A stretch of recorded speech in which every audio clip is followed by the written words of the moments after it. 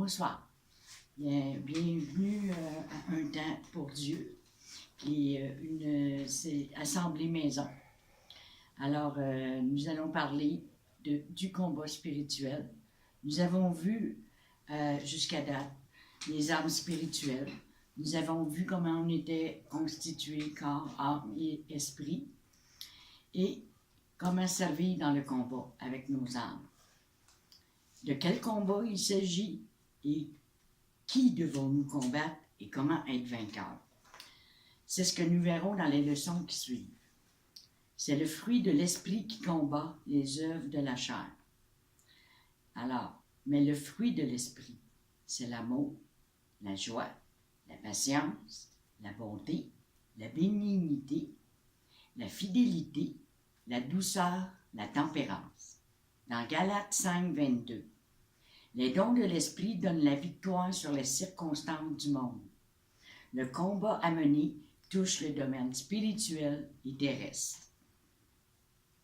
Alors, le thème de ce soir, c'est « Qui est notre ennemi ?» Mais avant de commencer à savoir qui est notre ennemi, j'aimerais vous dire qu'on en a un grand ennemi dans notre vie, et c'est nous-mêmes. Et c'est ça, il faut le reconnaître, qu'on est responsable de nos actes, de nos décisions.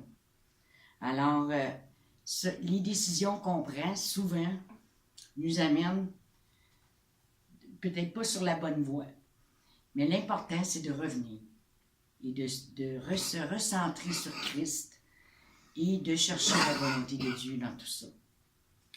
Et là, on va voir qui on doit combattre aussi. Le combat est entre Dieu et Satan. Il ne faut pas l'oublier, ça. C'est un combat que Dieu mène et nous aussi, nous menons souvent ce combat-là dans notre vie par la prière. Il y a une hiérarchie dans les ténèbres. Il y a 3 niveaux de rang. Le premier niveau, c'est les dominateurs, les chefs ou rois. Ceux qui sont les plus élevés ou les plus intelligents, ils dominent sur toute juridiction sur des pays. Le deuxième rang, le pouvoir, autorité, puissance, autorité sur les principautés, juridiction sur certains territoires. Et le troisième rang, on a les principautés, ceux qui ont un contact avec les humains et qui font le travail, ceux qui tourmentent toutes sortes de mauvais esprits. C'est pour cela que l'Église se structure, car l'ennemi est structuré. Fait que si lui, il l'est, nous aussi, il faut l'être. Il y a donc Satan qui gouverne sur les dominateurs, les puissances et les esprits. Dans la Bible, il y a 3 ciels. Le premier ciel, c'est là où Satan a pris le contrôle. C'est l'atmosphère de ce monde. Le deuxième ciel, le ciel des cieux, là où est le firmament, le soleil et l'univers. Et le troisième ciel, là où Dieu habite un lieu saint. Et notre combat, c'est entre la lumière et les ténèbres. Nous allons voir comment Daniel, dans Daniel 10, chapitre 10, verset 12, 13, parce qu'il priait, puis il n'avait pas la réponse. Alors, ça l'a pris 21 jours pour avoir sa réponse. Dans Daniel 10, 12 à 13. Il me dit, Daniel, ne crains rien, car dès le premier jour où tu as eu à cœur de comprendre et de t'humilier devant ton Dieu, tes paroles ont été entendues. Et c'est à cause de tes paroles que je viens. Donc, il s'est repenti, il s'est humilié devant Dieu, il a prié Dieu et Dieu l'avait entendu. Le chef du royaume de Perse m'a résisté 21 jours. Mais voici Michaël, l'un des principaux chefs, est venu à mon secours, et je suis demeuré là auprès des rois de Perse. Fait que pendant qu'il priait, il y a eu un combat dans le ciel. Et ce combat-là était spirituel. Nous, on ne le voit pas. Des fois, on se demande pourquoi que notre réponse tarde à venir. Eh bien, c'est ça. C'est un combat qui se fait dans l'invisible, qu'on ne voit pas. Mais si il y a un combat dans le ciel, dites-vous bien qu'il y en a un combat sur terre aussi. Puis quand on voit le combat sur terre, c'est parce qu'il y en a un en haut. Voyez-vous, on combat ensemble avec Christ. D'où l'importance de la prière.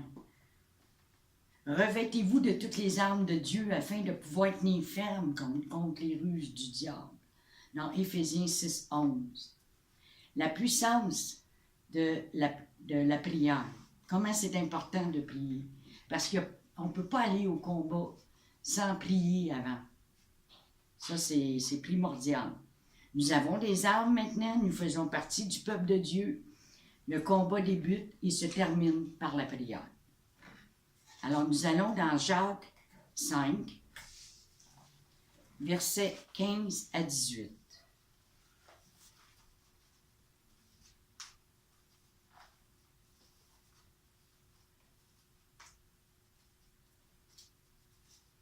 Jacques 5, versets 15 à 18. La prière de la foi sauvera le malade et le Seigneur le relèvera. Et s'il a commis des péchés, il lui sera pardonné. Confessez donc vos péchés les uns aux autres et priez les uns pour les autres, afin que vous soyez guéris. La prière fervente du juste a une grande efficacité. Élie était un homme de la même nature que nous. Il pria avec insistance pour qu'il ne plût point. Il ne tomba point de pluie sur la terre pendant 3 ans et demi. Puis il pria de nouveau le ciel, donna la pluie, et la terre produisit son fruit. Voyez-vous comment c'est puissant la prière? Comment on peut déplacer des montagnes, comme le Seigneur nous dit. C'est le combat de Dieu. Il faut se souvenir, c'est son combat entre le bien et le mal. Faire le ménage dans nos pensées et enlever ce qui n'est pas de Dieu. Déjà, en partant, ça aide. Soyons de bons soldats du Seigneur. Supportons-nous, encourageons-nous et amenons les âmes à Christ. Ce sont les violents qui s'emparent du royaume. Il faut mourir à nous-mêmes. Christ ne peut sauver si je ne fais rien, car il passe par notre intermédiaire. Quand on dit « Seigneur, me voici », c'est parce que le Seigneur nous guide, il nous dit, puis il nous guide même dans nos prières. Je ne sais pas si ça vous est déjà arrivé, vous, de vous réveiller en pleine nuit, puis que le Seigneur vous demande de prier. Puis des fois, c'est pour une nation, des fois, c'est pour un événement. On n'est même pas au courant de cet événement-là, mais on le sait par après. Mais priez à ce moment-là. Quand il vous demande de prier par le Saint-Esprit, allez-y. Ne vous gênez pas, faites-le. Parce qu'il y a beaucoup de délivrance qui se fait dans ces moments-là. Après avoir donné votre vie au Seigneur, il faut comprendre que nous sommes aussi appelés à servir dans son armée. C'est sûr que si on est avec lui, on est avec lui jusqu'au bout. Cette bonne nouvelle du royaume sera prêchée dans le monde entier pour servir de témoignage à toutes les nations. Alors viendra la fin, dans Matthieu 24, 14. Je vais vous énumérer les versets, nous n'irons pas tous les voir, mais vous prenez en note les versets pour que vous puissiez aller vérifier vous-même. Soyez comme des disciples de Béry. Prenez pas tout pour acquis ce que je vous dis, allez vérifier. Le royaume, c'est ce qu'il y a à conquérir, la montagne.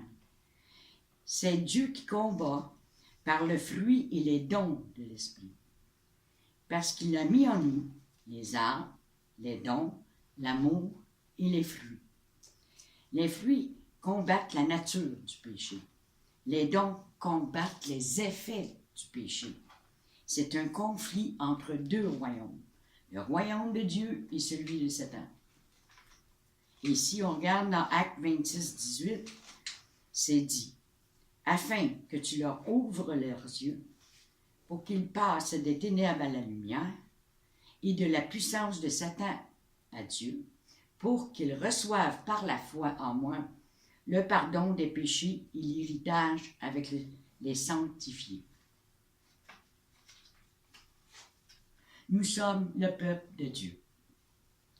Vous, au contraire, vous êtes une race élue, un sacerdoce royal, une nation sainte, un peuple acquis, afin que vous annonciez les vertus de celui qui vous a appelé des ténèbres à son admirable lumière, vous qui autrefois n'étiez pas un peuple et qui maintenant êtes le peuple de Dieu, vous n'aviez pas obtenu miséricorde et qui maintenant avez obtenu miséricorde.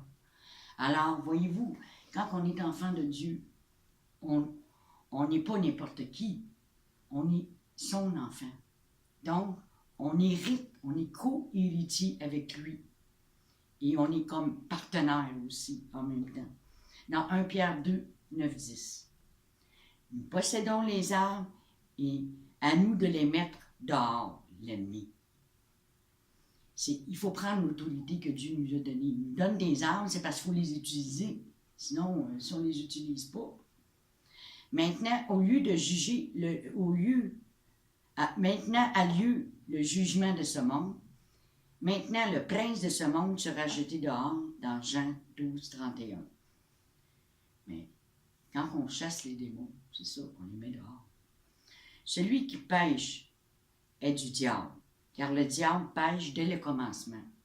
Le Fils de Dieu a paru afin de détruire les œuvres du diable. Quand il est venu sur terre dans son ministère, il a vaincu. Dans 1 Jean 3, 8, il l'a vaincu à la croix. Il a été défait. Et c'est ça que nous, on doit saisir. Il est déjà défait. On sait déjà comment ça va se terminer. Alors, si l'ennemi vient vous ressasser votre passé, puis vous dit que non, vous ne pouvez pas faire ça, puis non, Dieu ne se servira pas de toi à cause de... Ne le croyez pas. Parce que quand vous acceptez Christ, vous êtes une nouvelle créature. Et tout votre passé, le Seigneur l'a pardonné. Alors continuez, avancez et faites confiance en Jésus seulement. Il y a un seul conflit, mais différentes formes dans nos vies, par l'esprit et la chair.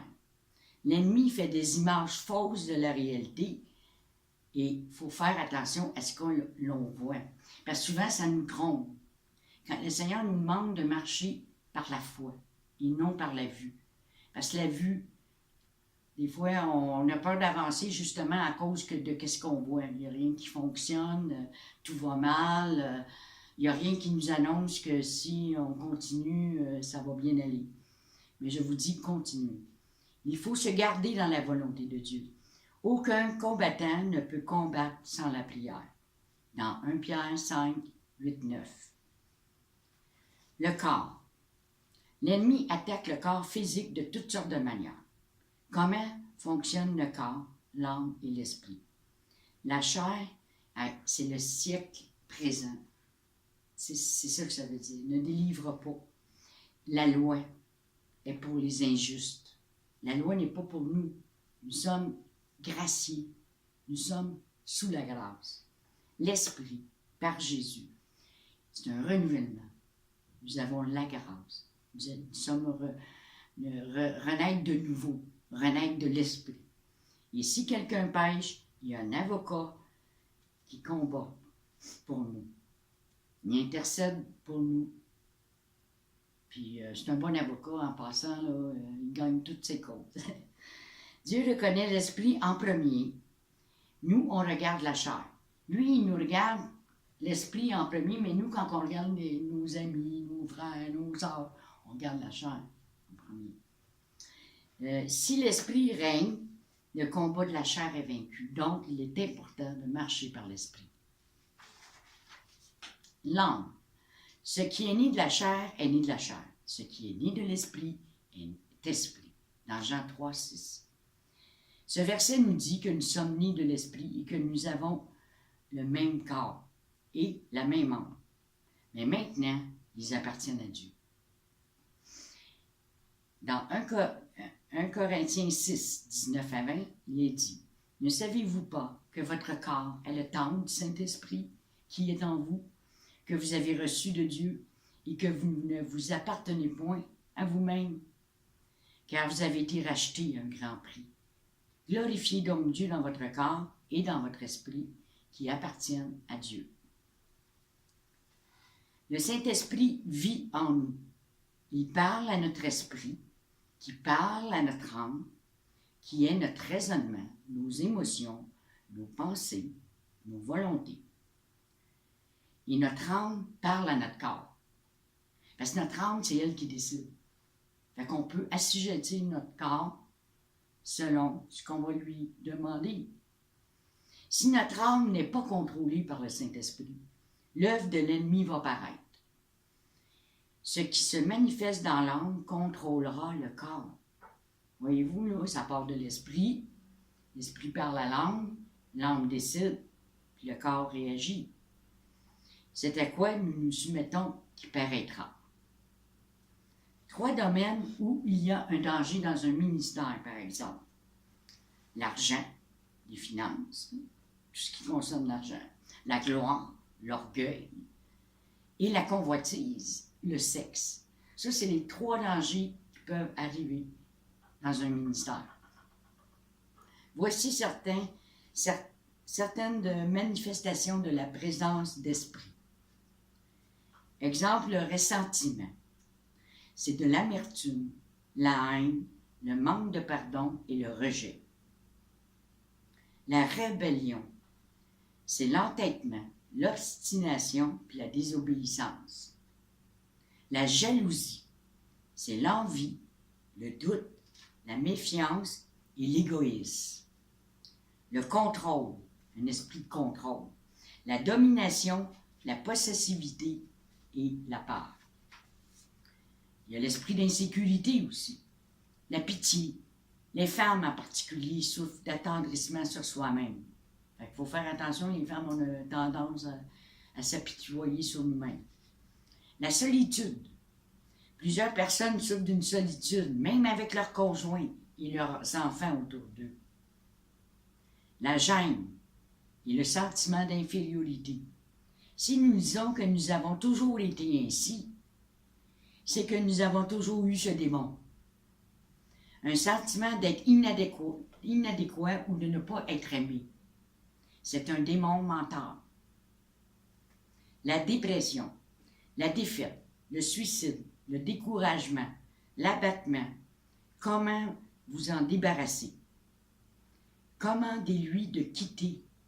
Et chaque fois qu'il essaie de revenir, dites « Gloire à Dieu, je suis aimé. J'aime tout le monde et tout le monde m'aime, puis Jésus m'aime. » C'est une façon. Vous trouverez par vous-même là, les mots à dire, là, mais c'est un exemple. De dire, de proclamer que vous aimez, vous êtes aimé et que Jésus vous aime. Continuez ainsi. Il est possible au démon de rester. Il est impossible, excusez, au démon de rester. Lorsque le démon vous dit que personne vous aime, changez votre pensée. Parce que l'ennemi, c'est là qui attaque en premier, c'est dans vos pensées. La nervosité, c'est un esprit qui vous force à bouger tout le temps. Exemple, je suis une femme ou un homme d'extérieur. Vous devez absolument faire quelque chose ou aller à quelque part. Vous êtes toujours actif, vous n'arrêtez pas. C'est un esprit de nervosité. Le perfectionniste aussi. L'orgueil, l'ego, la vanité, vous voulez que tout soit parfait. L'irritabilité. Est-ce que tout ou rien vous agace?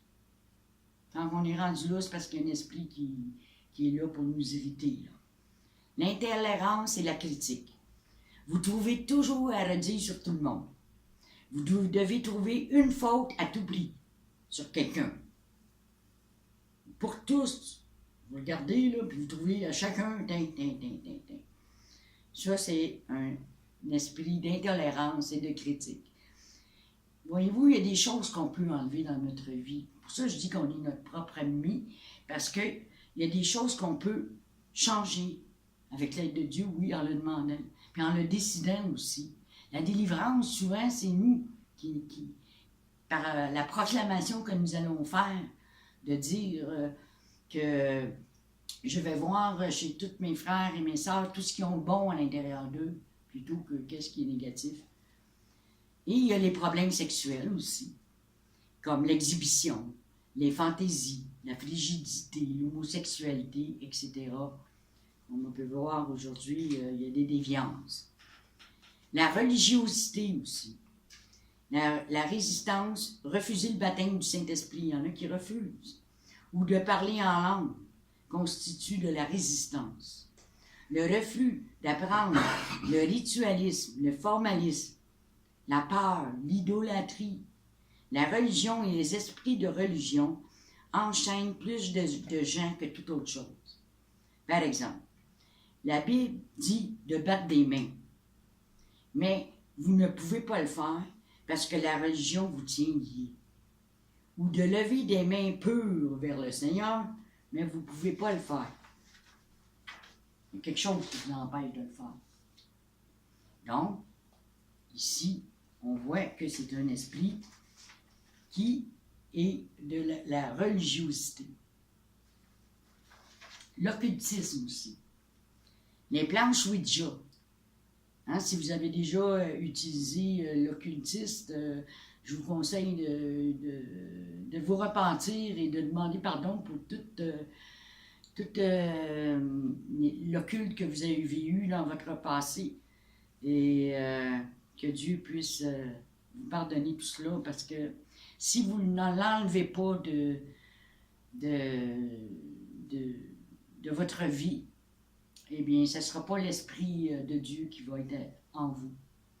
Les planches Ouija, la perception extrasensorielle, l'astrologie, l'horoscope, les fétiches, les balanciers, la lévitation, l'hypnotisme, la réincarnation, la sorcellerie, la chiromancie, c'est le tirage de cartes, les tarots, etc. Ceci ouvre la porte aux influences démoniaques. Alors, je vous conseille fortement de ne pas toucher à ces domaines-là. Quand Satan ne réussit pas à empêcher, il veut amener la confusion en infiltrant des doctrines de démons. On trouve souvent le spiritisme et l'occultisme qui, par de faux miracles, viennent séduire les gens qui n'ont pas la parole de Dieu. Fait que c'est pour ça, ceux qui ne lisent pas leur Bible, qui ne savent pas c'est quoi la parole de Dieu, vont se faire avoir avec le spiritisme et l'occultisme parce que c'est tentant, puis il y a des choses qui arrivent, puis il y a des miracles, puis il y a de la magie, puis on dirait que tout fonctionne, mais ça fonctionne pour un temps, c'est temporaire. L'esprit doit être transformé, l'âme doit être renouvelée et le corps assujetti.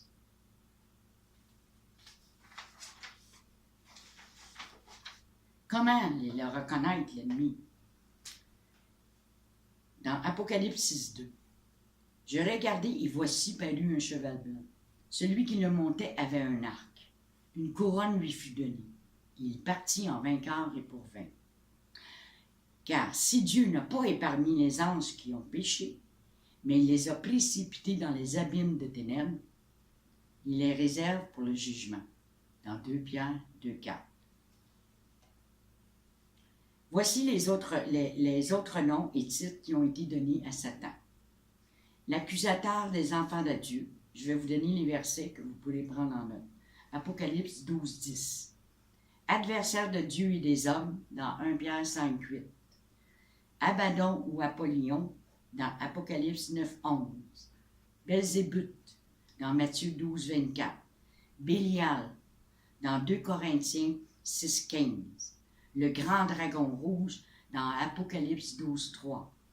Père du mensonge, dans Jean 8.41. Menteur, dans Genèse 3.4 et dans Jean 8.44. Lucifer, dans Ésaïe 14.12. Dieu de ce monde, 2 Corinthiens 4.4. Vieux serpent, Apocalypse 12.9. Prince de ce monde, dans Jean 14.30. Prince des démons, dans Matthieu 12.24. Prince des démons de l'air, dans Éphésiens 2.2. prince des ténèbres de ce monde, Éphésiens 6, 12. Pécheur depuis le commencement, 1 Jean 3, 8. Satan, dans Luc 10, 18. Meurtrier depuis le commencement, dans Jean 8, 44. Et plusieurs personnes me posaient la question, est-ce que Satan connaît nos pensées? Et la réponse est non. La façon dont il s'inspire, Satan, c'est qu'il nous met des pensées dans notre esprit. Et d'après notre réaction, là, il voit si ce qu'il nous a dit, ça fonctionne pour lui. Il nous regarde comme à travers une fenêtre, puis là, il voit si on se fâche, d'après notre réaction, il voit si ce qu'il a dit a fonctionné, si on y a cru à ce que lui nous a dit. L'important, c'est de toujours filtrer nos pensées. Et comment les filtrer, nos pensées, c'est en lisant la parole. En demandant au Seigneur aussi de nous éclairer, parce qu'il nous guide. Et puis, on a un petit signal avec le Saint-Esprit qui nous dit « Oh, ça ne vient pas de Dieu. » Parce que qui connaît mieux Dieu si ce n'est son esprit? Hein? L'Esprit de Dieu connaît Dieu. Lui, son rôle au Saint-Esprit, c'est de nous enseigner, de nous enseigner qui est Christ et sa volonté aussi. Puis il est là pour nous guider, pour nous diriger dans notre vie. Si on n'a pas le Saint-Esprit, nous allons avoir de la difficulté à marcher dans notre vie chrétienne. On ne peut pas avancer dans la vie chrétienne sans le Saint-Esprit. Aucune tentation ne vous est survenue qui n'ait été humaine. Et Dieu qui est fidèle ne permettra pas que vous soyez tentés au-delà de vos forces. Mais avec la tentation, il préparera aussi le moyen d'en sortir, afin que vous puissiez la supporter. Dans 1 Corinthiens 10, 13. Les pouvoirs de Satan sont limités. Il n'est pas omniscient, ce qui veut dire qu'il n'a pas toute la connaissance. Il n'est pas omnipotent. Il n'est pas tout-puissant. Il est limité. Il n'est pas omniprésent. Il est limité dans le sens qu'il ne peut pas être partout, comme Dieu. Si Satan aurait su où Jésus devait naître, il l'aurait détruit dès sa naissance. Comme exemple, il aurait su la pensée de Jésus sur la croix. Il aurait vu une grosse erreur. Il faut qu'il utilise toutes sortes de moyens pour s'informer. S'il était tout-puissant, il aurait empêché la mer Rouge de se séparer. Il aurait empêché Élie d'arrêter la pluie pendant 3 ans et demi. Les miracles de Jésus où les gens d'être sauvés, il aurait empêché ça.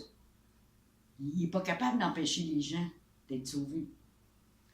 Les enfants de Dieu sont plus puissants. Alors là, c'est là qu'il faut se tenir debout avec nos âmes. Vos petits-enfants, vous êtes de Dieu et vous les avez vaincus. Parce que celui qui est en vous est plus grand que celui qui est dans ce monde. Dans 1 Jean 4, 4, on les a déjà vaincus. C'est ça qu'il faut comprendre, à saisir. Oui, on combat, mais on l'a déjà vaincu, donc c'est plus rapide. C'est plus rapide parce qu'on sait qu'on est vainqueur avec Christ. Et dans toutes ces choses. Et voilà, nous sommes plus que vainqueurs par celui qui nous a aimés. Dans Romains 8, 37. Le Saint-Esprit a l'habilité d'être omniprésent, omnipotent et omniscient. Satan doit se servir de ses esprits rebelles pour œuvrer dans le monde. Dieu nous a donné puissance sur la puissance de l'ennemi. Donc, nous l'avons, cette puissance-là, cette autorité-là que Dieu nous donne. Utilisons-les, les armes.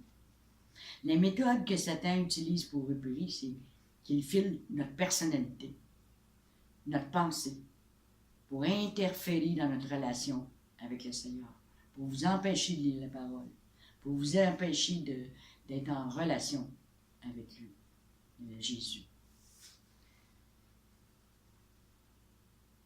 Soumettez-vous donc à Dieu, résistez au diable et il fuira loin de vous dans Jacques 4, 7.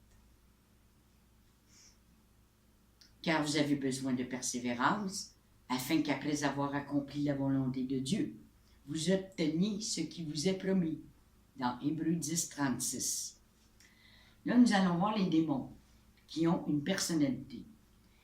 Leur personnalité paraît par l'œuvre qu'ils font. Des fois, on peut les reconnaître par les réactions qu'on peut voir. Certains sont têtus et d'autres craintifs et quittent avant même que l'enfant de Dieu le lui ait commandé. Il y en a, c'est vite fait. Jésus appelait les démons par leur nom. Vous pouvez aussi le faire selon l'œuvre qu'ils font.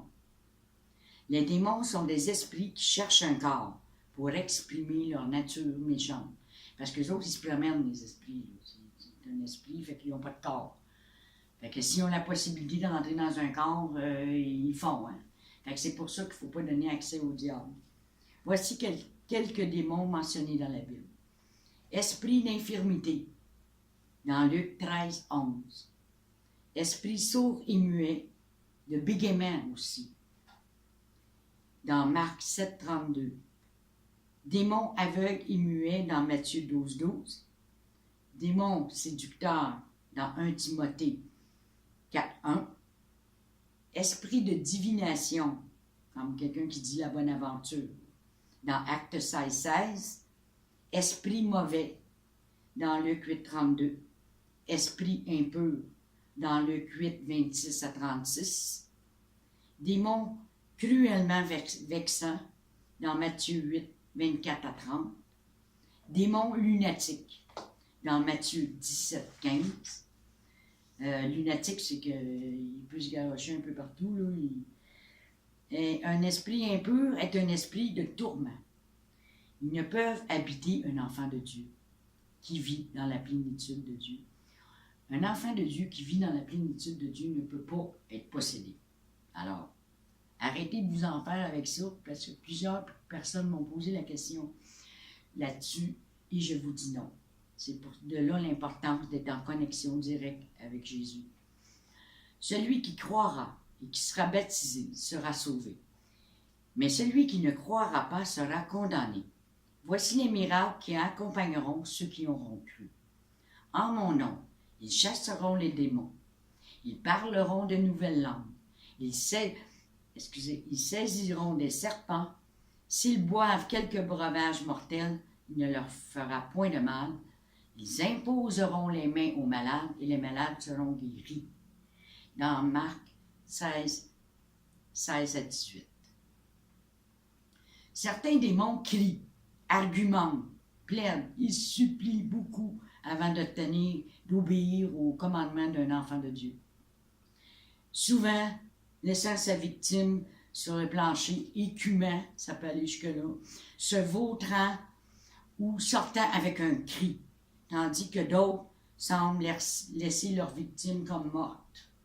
Tu sais, elle ne bouge plus, il n'y a plus rien qui se passe. Elle vit encore, là, mais elle est comme morte. Donc, on va aller voir un exemple dans Marc 9, 26. Il sortit en poussant des cris et en l'agitant avec une grande violence. L'enfant devint comme mort, de sorte que plusieurs disaient qu'il était mort.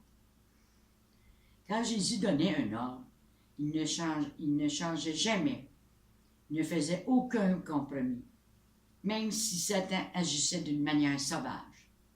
Même s'il garochait des objets ou il faisait quoi que ce soit devant lui, ça ne l'impressionnait pas. Dans Luc 10, 19, « Voici, je vous ai donné le pouvoir de marcher sur les serpents et les scorpions. » C'est ça, en fait. « Et sur toutes les puissances de l'ennemi, et rien ne pourra vous nuire. » Une personne peut être possédée par plusieurs démons, et d'en chasser un seul n'amène pas la délivrance totale, qui n'a lieu que lorsque tous les démons sont chassés. Souvent, cela s'arrive. Surtout quand il y a des démons qui se cachent derrière d'autres démons. Mais au fur et à mesure que vous les voyez, vous les chassez. Quand il dit légion dans la Bible, légion dans Luc 8, 30, ça représente environ 3 000 à 6 000 esprits qui peut habiter dans une personne. Il faut leur commander de partir et de ne plus revenir.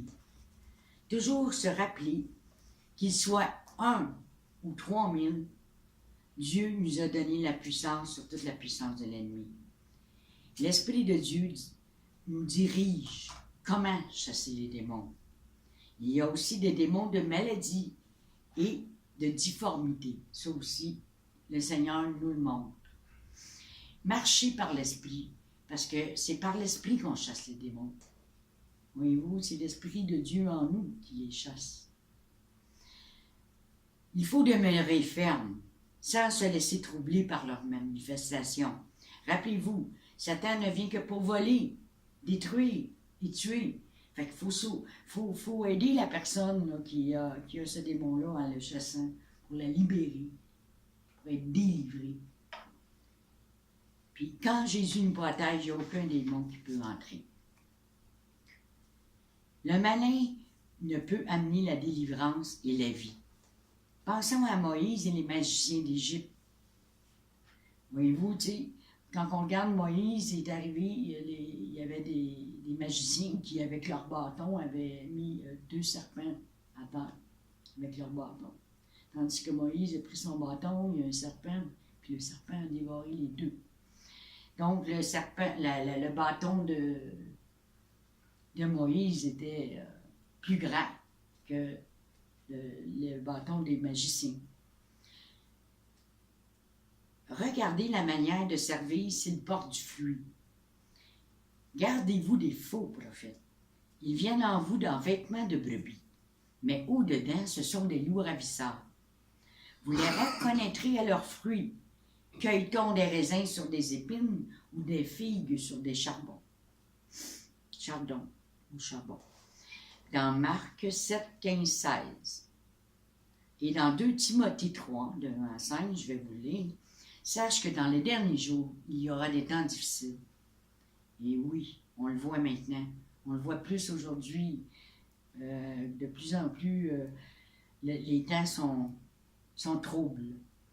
Car les hommes seront égoïstes, amis de l'argent, fanfarons, hautains, blasphémateurs, rebelles à leurs parents, ingrats, irréligieux, insensibles, déloyaux, calomniateurs, intempérants, cruels, ennemis des gens de bien, traîtres, emportés, enflés d'orgueil, aimant le plaisir plus que Dieu, ayant l'apparence de piété, mais reniant ce qui en fait la force.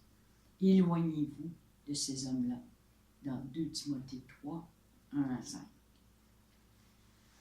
Quand la vie des gens n'amène pas la joie et la communion avec Dieu, mais se remplit de convoitises et de choses énumérées qu'on vient d'énumérer, ils ne sont pas de Dieu. Fait que vous pouvez le voir à ce moment-là, même dans une conversation, vous pouvez le voir. Et dans 2 Thessaloniciens 2, 9, 10, l'apparition de cet homme impie se fera par la puissance de Satan, avec toutes sortes de miracles, de signes et de prodiges mensongers. Oui, il en fait des miracles aussi, mais c'est tout des mensonges, c'est de la tromperie, de la ruse. Et avec toutes les séductions de l'iniquité, pour ceux qui périssent parce qu'ils n'ont pas reçu l'amour de la vérité pour être sauvés. C'est pour ceux qui périssent. L'Esprit de Dieu vous guidera dans toute la vérité. De même, aussi l'Esprit nous aide dans notre faiblesse, car nous ne savons pas ce qu'il convient de demander dans nos prières. Mais l'Esprit lui-même intercède par des soupirs inexprimables. Dans Romains 8, 26. Jésus chassait les démons par l'Esprit de Dieu, par sa parole et l'épée de l'Esprit. En vérité, je vous le dis, celui qui croit en moi fera aussi les œuvres que je fais. Il en fera de plus grandes, parce que je m'en vais au Père, et tout ce que vous demanderez en mon nom, je le ferai, afin que le Père soit glorifié dans le Fils. Dans Jean 14, 12, 13. Alors, il nous dit même qu'on va en faire des plus grandes. Alors, c'est difficile pour nous de voir, de faire des miracles aussi grands que lui le fait, mais si on regarde Pierre, par exemple, juste son ombre, hein, il passait à un endroit, juste son ombre guérissait les malades. Oui, nous allons, dans la puissance de l'Esprit de Dieu, nous allons faire de grandes choses par l'œuvre de Dieu, naturellement. N'ayez aucune crainte, vous êtes la bouche de Jésus, et les démons vous seront assujettis en son nom. Lorsque ceux qui n'ont jamais entendu sont délivrés, ils n'entendent que des sons. Admettons qu'une personne est malentendante ou sourde, quand elle va revenir, elle va entendre, mais elle va entendre juste des sons au début. Elle ne comprendra pas le langage tout de suite. Mais ceux qui ne parlent pas doivent réapprendre les mots et comment utiliser leur corde vocale. Il faut parfois leur faire répéter des sons comme quelqu'un qui n'a jamais parlé. Fait que la même chose parce qu'il ne s'est jamais entendu aussi. Fait que, tu sais, il faut y aller par son au début. Il n'arrivera pas pour parler tout de suite. Ben, ça a déjà arrivé, mais c'est rare. Habituellement, c'est des sons qui sortent. Pour faire une personne qui est muette. Pour être vainqueur, il faut savoir que les puissances de l'ennemi ont déjà été brisées. Grâce soit rendue à Dieu qui nous fait toujours triompher en Christ et qui répand par nous et en tout lieu l'odeur de sa connaissance. Dans 2 Corinthiens 2,14, si Jésus est en nous, c'est que c'est lui qui fait les miracles. Hein, on se promène, puis c'est lui qui nous guide, qui nous dirige vers une personne, puis le Seigneur, il sait qu'est-ce qu'elle a, la personne, puis il nous guide là-dessus. Ce mot toujours devrait démontrer notre marche de victoire en Jésus. Il a payé un grand prix pour nous rendre libres. Il faut l'accepter et saisir sa liberté. Dieu avait donné à Adam et Ève la domination sur la terre. Mais Satan les a séduits et leur a volé leur autorité.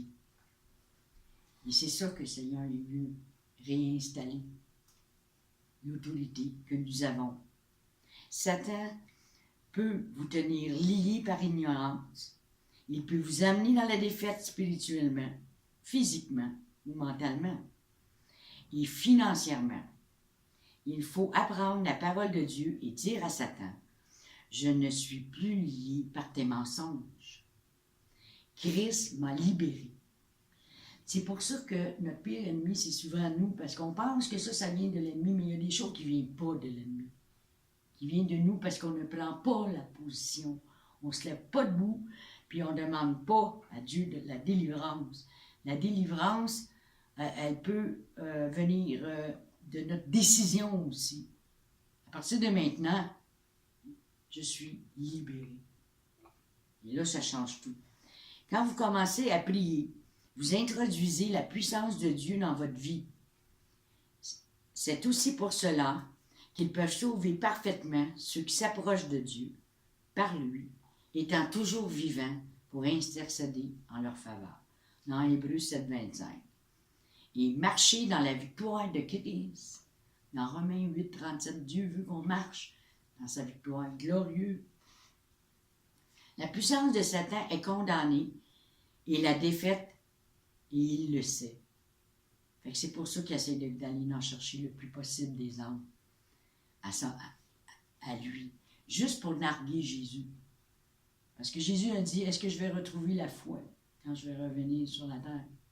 Mais c'est ça qu'il essaie de faire, d'aller en chercher plusieurs pour les emmener dans la perdition, puis faire un défi à Dieu. Tu vois, combien j'en ai gagné des âmes qui sont même plus avec toi. Bon, ça, c'est le rôle de Satan qui fait ça. Mais est-ce qu'on est prêts, nous, à se lever debout et à faire le bon combat de la foi? Quand Jésus est mort à la croix et qu'il est ressuscité des morts, la puissance de Satan a été détruite et la fin de son règne a commencé. Il a tout fait pour empêcher Jésus de naître. Hein? Ils ont même tué les enfants en bas de 2 ans. Pour la prophétie, que la prophétie dans Genèse s'accomplisse. Il a tout fait. Il sait que plus la vérité se répand, plus que les gens reçoivent la puissance de l'Esprit, plus sa défaite est mise en lumière, plus il est vaincu. On ne doit pas vivre passivement face à l'ennemi. Partout où l'on en rencontre, il faut prendre autorité dans le nom de Jésus. Tous les croyants sont chargés de chasser les démons. Il n'est pas nécessaire de posséder des dons spéciaux pour les chasser. La délivrance peut se faire dans l'immédiat, dans la même heure ou la prédication de la parole. Ça peut se faire pendant une prédication. Fait que, à partir de maintenant, la décision à prendre est de prendre l'autorité que Dieu nous a donnée, de prendre toutes les armes en plus, on a tous les outils nécessaires, et en plus, tout le monde peut chasser les démons dans le nom de Jésus. C'est pas parce qu'on est bien important, là, c'est juste que le nom de Jésus est tellement puissant, il est le Tout-Puissant, et juste le fait de le prononcer, les démons sortent. Ils sont obligés de se soumettre à l'autorité de Christ. Alors, bonne chance et soyez remplis du Saint-Esprit et laissez-vous guider par l'Esprit de Dieu. Soyez tous bénis.